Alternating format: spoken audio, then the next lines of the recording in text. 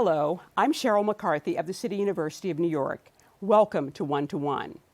A few years ago, Boz Dreisinger, an English professor at the John Jay College of Criminal Justice and the director of a college degree program for prison inmates, embarked on a 2-year journey to visit prisons in 9 countries.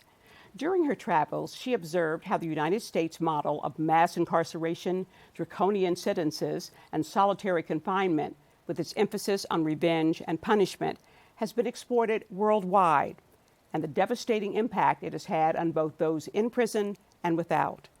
She also visited countries whose criminal justice models focus more on reconciliation, compensation, and preparation for life after release. And her discoveries have much to offer to Americans about what kinds of prison systems benefit society and what kinds do not.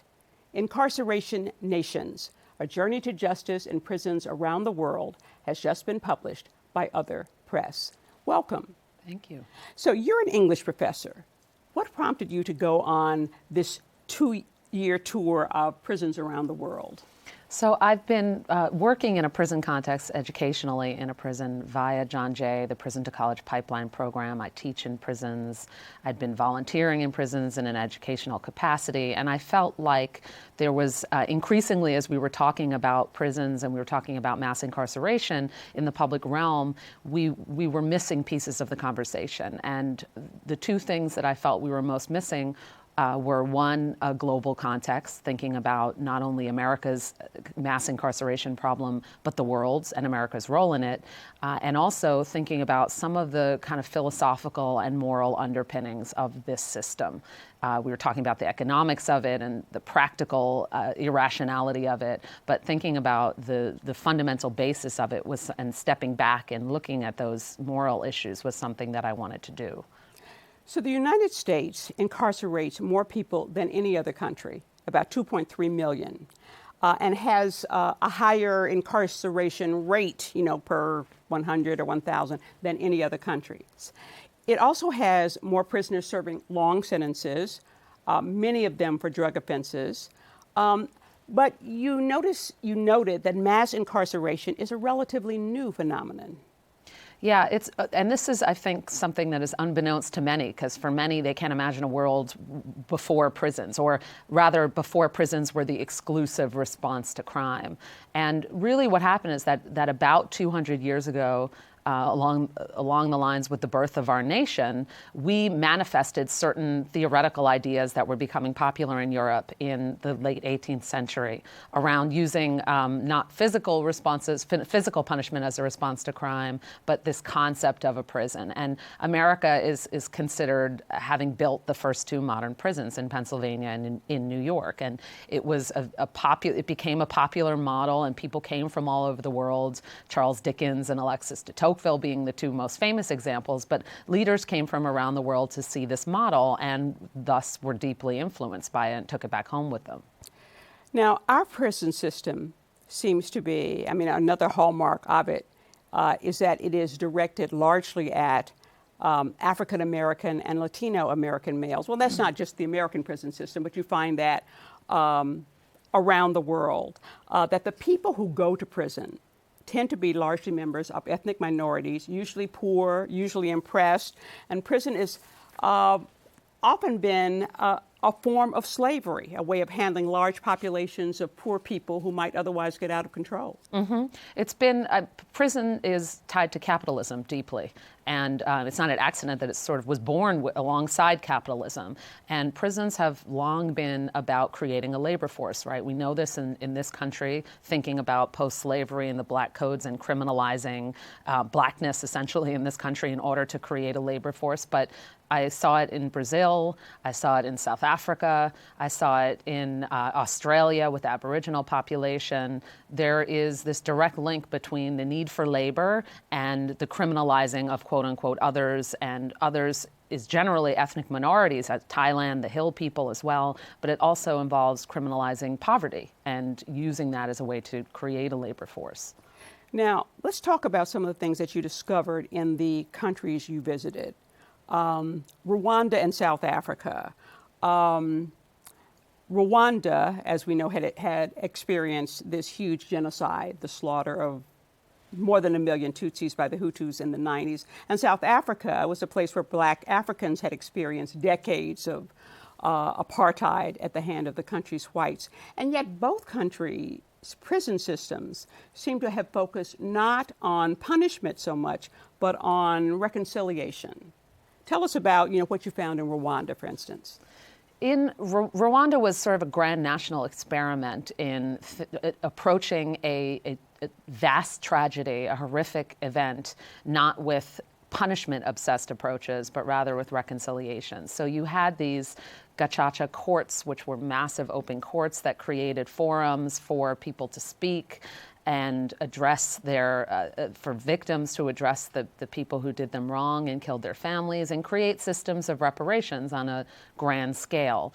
And there was initially prison was used as a response, but eventually prisons were slowly liquidated, and there were other ways of dealing with the people who committed these atrocities. And it's, of course, no system is perfect. There are no utopias, but Rwanda is generally looked at as having tried this grand national experiment that seems to have on some level worked, and therefore represents an alternative to thinking about crime by way of punishment and thinking about it in terms of reconciliation and, most importantly, reparations. So the people you saw who were in prison at the time that you visited, what were they in for? And did you feel that spirit of reconciliation within the prison?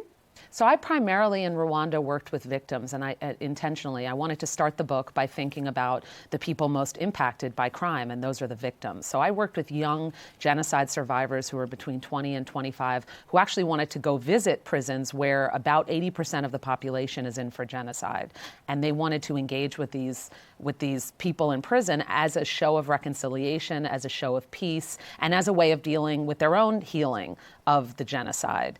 And so I worked with them to develop this program, and what I ultimately saw was how much this program brought these young people some sense of healing and some sense of addressing of the trauma that they had been through, experiencing the genocide in a different way that their parents did. They were young enough that they may not remember it, but certainly old enough to have been impacted, and most of them orphaned by it. What were the prison conditions like in Rwanda? They were surprisingly, I wasn't there much. I spent much of the time on the outside preparing this program, working with these young people and helping them get government permission. But from the conversations that I had, I understood them to be peaceful, sort of prisoner run via governments, and from what the young people, I've kept in touch obviously with the young people in Rwanda, and from what they tell me, this is pretty consistent around the country. Okay. Now South Africa, where you have, first of all, the history of apartheid, and currently you have this huge amount of violent crime, murder, rape, robbery, but you found an emphasis on restorative justice as well. Of course, you had the Truth and Reconciliation Commission, which was about people admitting to what they had done, and I guess some of them were punished, others were not punished. But what did you find? Did you find the same spirit of reconciliation in the prisons? So I wanted to, in South Africa, focus not so much on this restorative justice in a national level, as I thought about in Rwanda, which existed, as you say, in South Africa too, with the TRC, but rather on restorative justice on kind of a one-to-one level, on an individual basis. And so I worked with a restorative justice program, a long-standing restorative justice program that exists. Its hub is Pollsmoor Prison. It's a legendary prison, one of the largest prisons in Africa. Mandela was imprisoned there. And so I participated as a facilitator and as an observer of this restorative justice program, and watched the individuals in the system who are deeply impacted by crime themselves, also committers of crime, and there's a notorious gang problem inside the South African prison system. And I worked with them to sort of address their actions and ultimately try to make apology for them and some sort of restitution to their family members who are deeply harmed by their actions. How effective is this, given that there is so much misery, poverty, and inequality in South African life? it can't solve those dramatic problems by any means, and so it's a drop in the bucket in terms of trying to heal the inequality that produces crime in the first place, right? We know that inequality is the greatest producer of crime, and certainly South Africa is a deeply unequal country in terms of race and in terms of class. So it can't solve the problem, but I'm more interested in it as a philosophy, as an approach that could be developed as being at the heart of a justice system. Mm-hmm. Now, in Uganda, you visited several prisons there, and life in Uganda is very difficult. There's a lot of poverty, corruption. You found a lot of people are in prison because they couldn't afford to pay the fine for their crimes, the bribes to stay out of prison. And many of the prisoners have had traumatic lives. Now, you conducted an African American literature class there. And I guess my question is, what impact does reading literature have on lives that have been so devastated? A small one, but one that's valuable in a nutshell. And I worked to develop a creative writing program and worked very closely with some of the people in prison there, the young men in prison there, to develop that program and keep it going.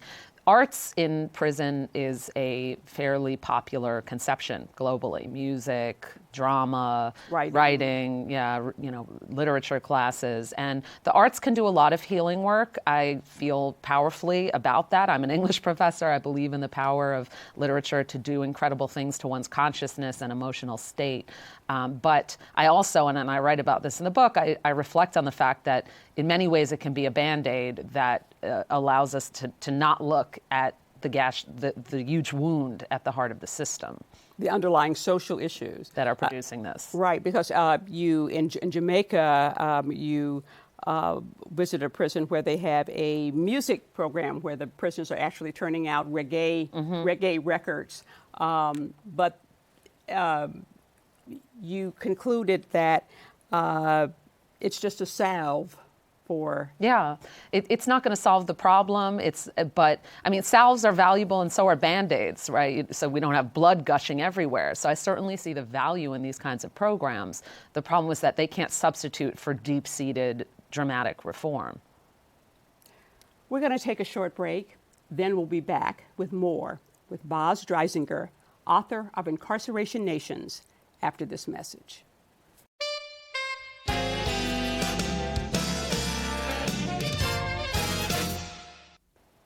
Welcome back to One to One. I'm Cheryl McCarthy of the City University of New York, and I'm speaking with Professor Boz Dreisinger of CUNY's John Jay College of Criminal Justice, author of Incarceration Nations, A Journey to Justice in Prisons Around the World, which has just been published by Other Press. In Brazil, you visited a federal supermax prison where the emphasis is on solitary confinement. Tell me about what you found there. Solitary is, I think, possibly the most frightening export, and supermax prisons are among the most frightening exports of America to the world when it comes to prisons. And there are at least 12 countries around the world that have imitated the American supermax model. And that started Eastern State Prison in Pennsylvania, right? Originally, yes. Yeah. And then we kind of modernized the concept in the 80s, is when the real boon in the supermax is dated to. And Brazil is one of the countries to have copycatted that model and have built, at the time I was visiting, it was 4 and now 5 supermax prisons. And what I saw in Brazil was really quite terrifying, is people in solitary for about 22, 23 hours a day, who for years at a time, who are clearly going mad from the experience, as we know the experience of solitary does to people. They do have, one of the sort of progressive things, they had something called there was a reading program where if they read enough books and wrote reports about them, this could reduce their prison time. Yes. There's not much else you can do in solitary. Yes, yes. That seemed to be a nice touch on a very bad situation. It was, and that's actually what drew me to Brazil in the first place, and these particular prisons, as I read about this program, and I thought how interesting, from a place that's seemingly so awful. And a program like that is wonderful. There are similar kinds of programs that exist in our country as well, where you can read books in lieu of a sentence, or take days off your sentence. But again, it's it's a drop in the bucket in the face of the horrors. I'm glad for the books there. And I'm glad for the program because it's a tiny little lifeline in what otherwise is an insanity-producing situation. In Australia, you had an experience with privately run prisons, which has been a subject of controversy in the United States. Not surprisingly, Aboriginals are imprisoned as 20 times the rate as whites. And it seemed that the prison that you visited was not a bad prison. I mean, not badly run. I mean, did it change your feelings about privately run prisons? It didn't change my feelings about privately run prisons as they exist today in most of the world, which is we give them tremendous lobbying power. And therefore they have control over numbers of people going to prison and are making profit off of it in all kinds of grotesque ways. That is extremely troublesome. And I think to anyone who's even slightly progressive, that's why the private prison model is so repugnant. It's making money off people's backs, and these billion-dollar companies have so much control over our legislature. But what I saw in Australia it was an example of, and again, this is not across the board in Australia. This is just two of the private prisons that I visited. There was an ability to innovate that sort of came hand in hand with being private and not public, because it allowed people to bypass a lot of the red tape that can be involved in a government bureaucracy prison. So the ones that I visited, I saw all kinds of innovative programs happening. I saw an openness. One of them was a facility for young men between 18 and 24 who are old enough to be with the general population, but young enough to be particularly vulnerable. And it was an open prison which involved a lot of restorative justice and work release. So there were definitely some inspirational things to see. So I guess my question is, if you have private companies who can run well-managed prisons and that are doing progressive things, then what's wrong with them? Or why can't the state do the same thing? Well, I'd love to see the state do the same thing, and I don't think it has to be an either or. But I do think if it were to exist that we could have these private prison companies sort of under control without the level of control that they have over government and policy, if it weren't about keeping beds filled but recidivism rates, for instance, as a measurement, then yeah, theoretically, there could be room for that in our justice system. In the same way that I mean, it's a very complicated thing. In the same way that charter schools are a complicated thing when we think about education and so-called privatization of education. Progress can come from all kinds of directions, I think. I'm going to skip over Singapore just for the interest of time, but you also visited Norway, which seemed to have, would that be the most progressive prison system that you visited? It is, and it has a reputation of being especially progressive. Norway in general has a reputation for being particularly progressive in all aspects, and particularly criminal justice. And the prisons that I visited in Norway, which again I should say are not necessarily representative of the whole country, but there's a long-standing tradition of open prisons in Scandinavia and particularly in Norway, where people in prison have the ability to come and go, are connected to their communities even while serving out their time, are connected to family while serving out their time. There's a host of programs and genuine commitment to rehabilitation and staff prisoner relationships while inside. So the prisons that I went to there are two very famous prisons for being enormously progressive. So what were the main lessons you came away with from visiting prisons in these 9 countries that might be useful for the American criminal justice system? For one, there's a kind of historical lesson, and that is that, number one, again, prisons are this relatively recent invention, and something that is a relatively recent invention can be undone, can be rethought.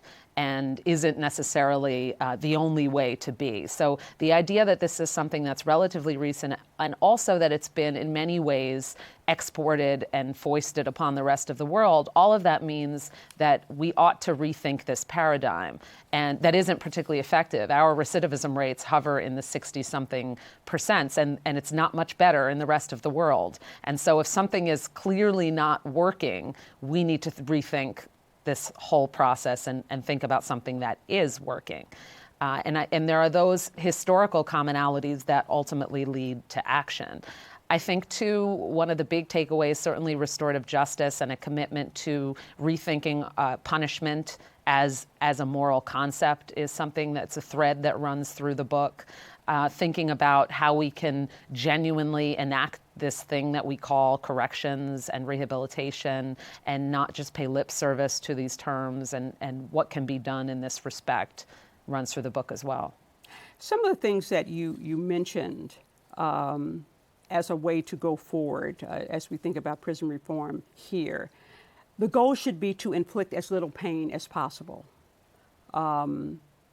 Keeping the prison sentences short, that obviously would include no solitary confinement. I remember this story that came out, I guess, last year about this prison loaf that's being served to this awful, almost inedible thing that's being served to prisons in I don't know if it was Rikers or in New York State. Mm-hmm. There can be no other reason for it than to be punitive. Yeah. You know, and it seems to date back to the 1930s and, you know, all those horrible prison movies you kind of saw, that kind of thing. The essence of our system is punishment and revenge. We call it a Department of Corrections, but that's essentially a misnomer. There's a little bit of corrections happening, but our focus is really on punishment and revenge and harming people because we say they've harmed others. And we spend in this country, I think it's like $53 billion on prisons. Wouldn't it be better to zero in on the spend that money on social programs that would keep people out of prison rather than spend them on prisons? And why don't we do that? Well, that's a logical question to ask, and it is the question to ask. And there's a lot of talk about that now. There's a lot of talk about what's being called justice reinvestment, which is what you described. And I think that the reform has to happen sort of on the front end, in the sense of preventing the conditions that produce crime in the first place. It has to happen in the context of prisons themselves, turning these institutions perhaps into an altogether different institution that looks so different from prison as to not even be, you know, appropriately called a prison. And then it has to happen on the back end in terms of people coming home and what we do for them to promote reintegration into the community instead of what we do now, which is create obstacles at every turn. Do you see any initiatives in prison reform or in the treatment of formerly reincarcerated persons that you find promising or hopeful? Absolutely, and I find this globally. I think there's a lot happening in this country around education programs in prisons, certainly, which is something I'm personally invested in. There's a lot that's happening in terms of restorative justice, progressive restorative justice work, and alternatives to incarceration programs. And I think even globally, even in some of the worst hellholes, there are progressive minds and that need to be listened to. So I try to remain an optimist about the fact that at the end of the day, there are people waking up all over the world or who have woken up to the fact that this system of justice is not working and is not humane. So I sort of would like to believe that change is inevitable. Do you see any move? One hallmark of the American prison system is the long sentences. Do you see any moving away from these long sentences? I see that it's happening in Europe. There's quite a lot of talk about that in Europe. It's certainly happening in Norway. There are there's more attention being paid to the studies that have been done around the fact that long sentences don't keep us safer. And there's a lot of talk around sentencing reform. I think there's too much focus on quote unquote nonviolent offenders, on reducing sentences for drug offenders. It's sort of the safe conversation to have, but we certainly need to have it across the board. Do you see it happening in this country? Yes, I see the conversation happening. I see the movements happening again, but primarily for when we're talking about drug offenders. I'd like to see it happening for when we talk about all the whole category offenses. of Yeah. offenders. How are the students in your prison to college pipeline program doing? I think you actually take students from John Jay to the prisons and they have classes together. These are English classes? It's a full range. Okay. Yeah, so that's one component of the program. The students are doing wonderfully. We're growing every year, and our first student actually graduates from Hostos Community College in May, which is wonderful.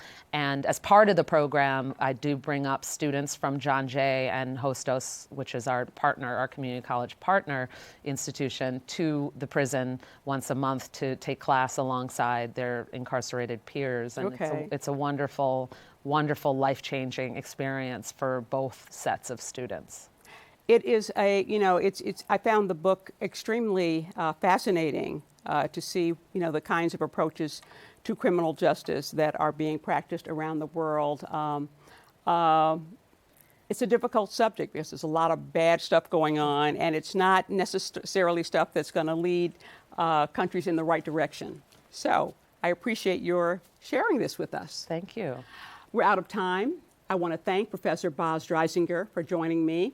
Incarceration Nations, A Journey to Justice in Prisons Around the World, has just been published by Other Press. For the City University of New York and One to One, I'm Cheryl McCarthy.